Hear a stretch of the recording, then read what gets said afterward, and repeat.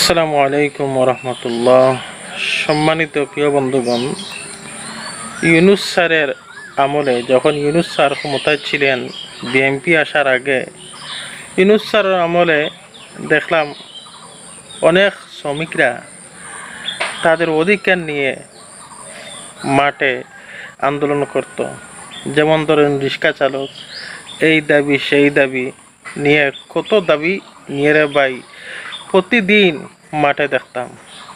কিন্তু এখন এই সমস্ত দাবিদাররা কোথায়?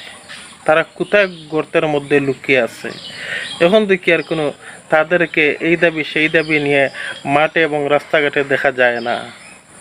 তারা এখন উল্টা এই খাম্বাচুরদেরকে তারা তেল মারতেছে। আদৌ কি তেল মেরে কোনো লাভ হবে? সরকার কি গদিতে টিকতে পারবে? আমার তো মনে হয় না।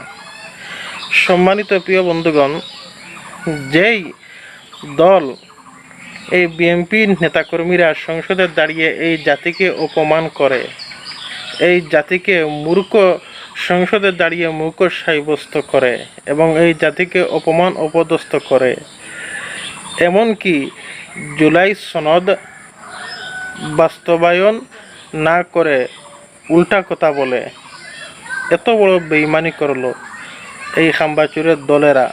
আমরা এখনো সেই দলের আশায় বসে আছি। বন্ধুগণ, সেই খাম্বাচুরের আশায় বসে কোনো লাভ হবে না। এই সরকার কোনোদিনও এই জাতির কোনো উপকারে আসবে না। তারা নিজেদের পেট ভরবে, চুরির চিন্তা করবে। সম্মানিত প্রিয় বন্ধুগণ, তারা সংসদে দাঁড়িয়ে বলল যে তেলের কোনো সংকট নেই, তেল জ্বালানি অভাব ছাড়া আছে, অথচ 1-1.5 ঘন্টা লাইনে দাঁড়িয়ে মানুষের তেল পাচ্ছে না এবং অনেক যানজট লেগে আছে। তাহলে এই সমস্ত দুর্নীতি কথাবার্তা তারা কেন বলে?